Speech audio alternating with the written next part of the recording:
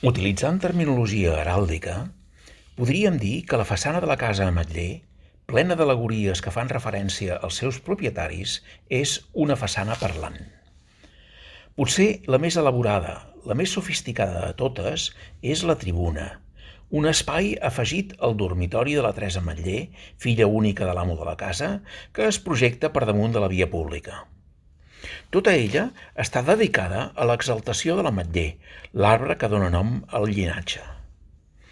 Als angles i al centre de l'ampit de la tribuna hi trobem sengles manolls de branques florides d'ametller que serveixen de base a les 3 columnes que suporten el cos superior de l'estructura. Corona la tribuna un gablet, tallat per una motllura horitzontal que facilita la seva interpretació com una gran A majúscula. A l'interior del gablet hi ha gran profusió de branques d'ametller florit, amb as gòtiques al centre de cada flor.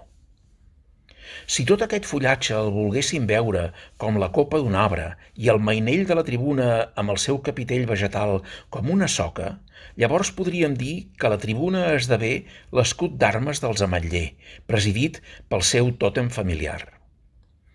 Aquesta és una figura que l'Anton Ametller ja havia utilitzat per al logotip de la seva marca de xocolata, de manera que no resulta estrany que decidís incorporar-la a la façana del seu domicili. Completen el discurs al·legòric uns versos en lletra gòtica, conformant la motllura que senyeix les 3 cares de la tribuna i marca el nivell del forjat del balcó superior. L'ametller és florit, el bon temps s'acosta, amb sos nius d'ocells i sos poms de roses.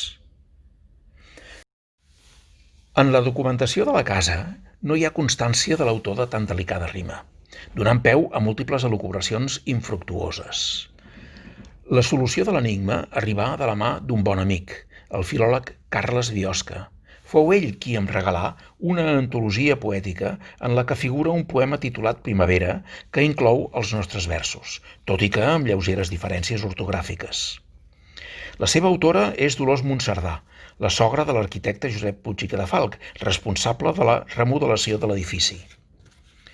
Hi ha però una incongruència. El poema publicat està datat en el 1908 i els versos en pedra es varen esculpir entre el 1898 i el 1900, anys durant els quals es va dur a terme l'obra arquitectònica. Una explicació del dilema podria ser que Puig i Cadafalch demanés a la seva sogra uns versos per a la casa Ametller i que, temps després, la poetessa els utilitzés com a punt de partida del poema. Tot i que posterior dels primers versos, el poema sencer, i més especialment la segona estrofa, ens ajuda a entendre millor el sentit de la inscripció de la tribuna.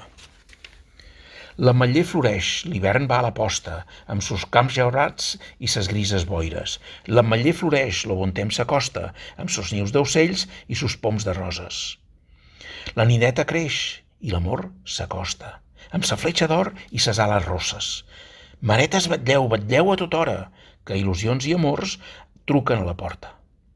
Així doncs, podem dir que la tribuna des d'on la Teresa Ametller es mirava tot el que passava als seus peus és una al·lusió metafòrica a la pubilla del xocolater.